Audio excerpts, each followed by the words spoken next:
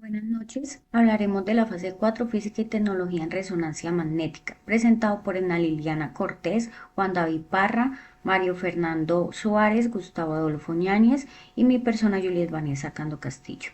Bueno, empiezo con los fenómenos energéticos del átomo de hidrógeno, la cual es la carga eléctrica de una cualidad esencial de las partículas que integran la materia. Estas cargas emiten campos magnéticos cuando están en movimiento. Estos campos, como los eléctricos, son magnitudes vectoriales. El movimiento de partículas cargadas, como los electrones que giran en torno al núcleo, da lugar al momento magnético. Seguimos con los fenómenos del movimiento. El primero es el spin nuclear. Es una característica cuántica de los neutrones y protones que les permite actuar como pequeños imanes con un momento angular propio. El único protón del átomo de hidrógeno tiene spin, lo que produce un campo magnético extrínseco bajo un campo magnético externo. Este spin tiene la capacidad de orientar en varias direcciones cuando el protón está presente, como lo pueden ver en la imagen.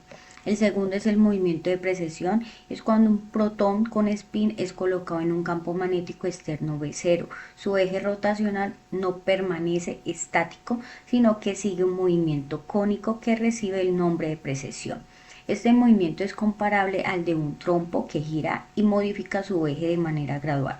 La frecuencia del árbol es el término en que se utiliza para referirse a la frecuencia con la que se sucede esta precesión y está determinada por la fuerza del campo magnético. Y el tercero es el campo energético, protones en paralelo y antiparalelo, que es cuando se aplica un campo magnético externo. Los espines de los protones se ordenan en dos posibles orientaciones: paralela de baja energía y antiparalela de alta energía, con respecto a B0. Una diferencia de energía entre estos estados, aunque sea pequeña, posibilita que ciertos protones cambien de estado al utilizar una onda de radiofrecuencia.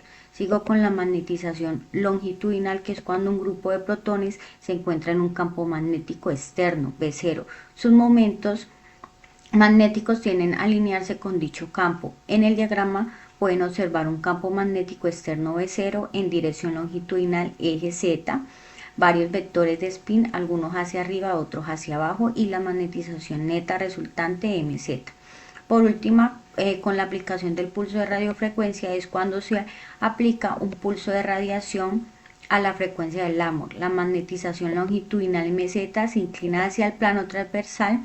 Esto permite que los detectores capten una señal. El ángulo de inclinación depende de la duración de intensidad del pulso. Por ejemplo, un pulso de 90 grados lleva toda la magnetización al plano transversal.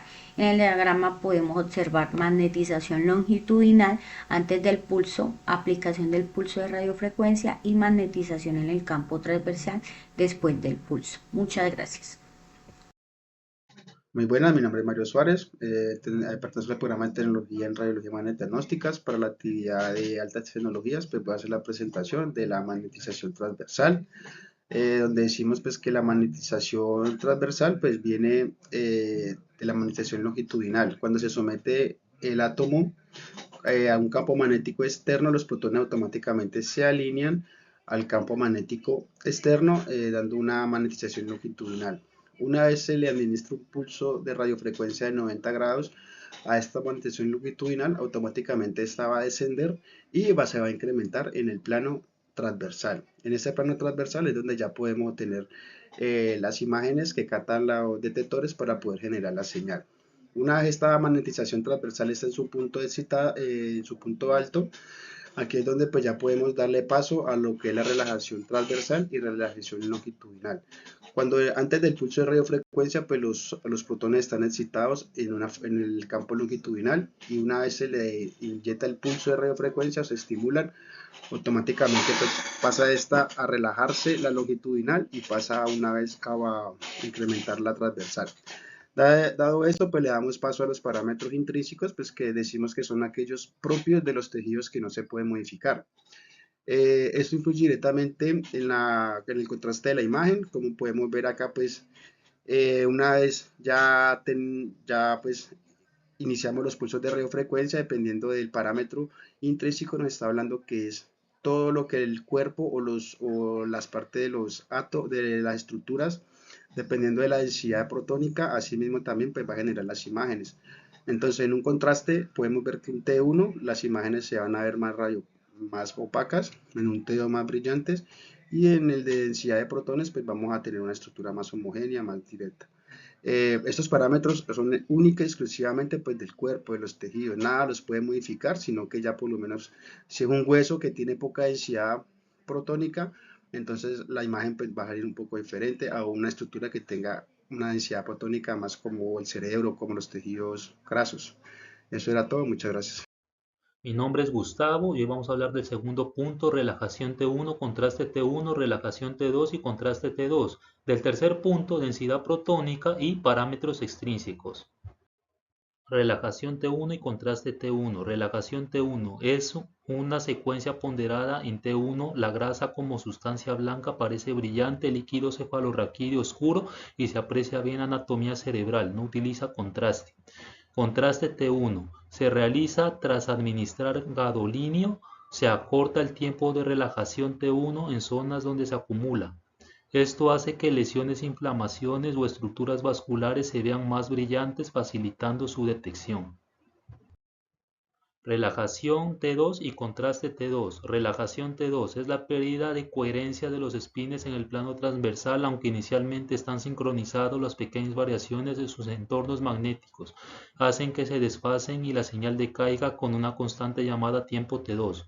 Contraste T2. Se obtiene tiempos de eco largos T, los tejidos con alto contenido de agua libre, líquido cefalorraquídeo, edema, inflamación mantienen señal más tiempo y aparecen brillantes hiperintensos, mientras que los tejidos más densos o con menos agua se ven oscuros hiperintensos. T2 resalta el agua y la patología líquida. Densidad protónica y parámetros extrínsecos. Densidad protónica. El contraste depende principalmente de la cantidad de protones hidrógeno en cada tejido. No se enfatiza ni T1 ni T2, por lo que el líquido cefalorraquídeo aparece con intensidad intermedia. Parámetros extrínsecos. TR y T son tiempos ajustables por el ordenador que determinan el contraste de la imagen en RM. Según cómo se combinen, permiten adaptar la imagen al objetivo clínico, mostrar mejor la anatomía, detectar edema, inflamación o lesiones. Muchas gracias.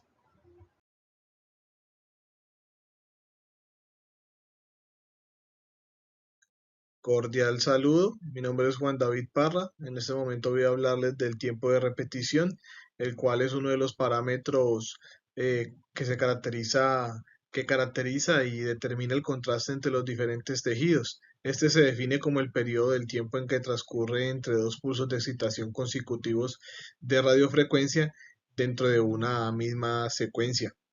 La magnetización longitudinal necesita un tiempo de recuperación y este se mide en milisegundos, que cuál es el tiempo de repetición. Esto indica que la relajación longitudinal que se produce al final de un pulso y aplicación de otro determina la cantidad de relajación T1 que ocurre cuando se lee la señal. Esto depende o determina que un TR que tenga una secuencia larga, la magnetización longitudinal se recuperará total o parcialmente y producirá un tipo u otro de señal, eso dependiendo la duración de este tiempo de repetición. Aquí lo vemos representado en pulsos de radiofrecuencia de 90 grados, el tiempo de repetición entre cada frecuencia de pulso, dependiendo de este, se determinará la relajación respectiva. El tiempo de eco, que es el consiguiente factor, es el periodo de tiempo en el que transcurre desde que se emite el pulso de radiofrecuencia hasta el pico de señal inducida en la bobina, es decir, desde la aplicación del pulso hasta la recogida de la señal o eco. Al igual que en el tiempo de repetición, este parámetro se mide en milisegundos y marca la caída de la magnetización transversal. Controla, por tanto, la caída de la relajación de T2 que se ha producido cuando se lee la señal, y el tiempo de eco determina el contraste de la imagen también. Estos dos parámetros, el tiempo de repetición y el tiempo de eco, van de la mano, determinando como tal el contraste de la imagen. ¿Ya? Cuando más sea corto el tiempo de eco, más fuerte será la señal que se obtendrá de un tejido como tal para T1. Viéndolo representado aquí, que un T corto tendremos una buena señal.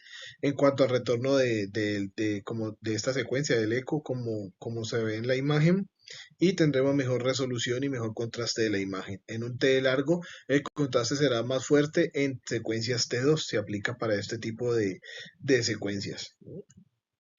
Lo vemos también representado aquí en pulsos de radiofrecuencia, el tiempo de eco para T2 y el tiempo de eco para T1, representados aquí en la secuencia gráfica que siempre se realiza para estos casos. Muchas gracias.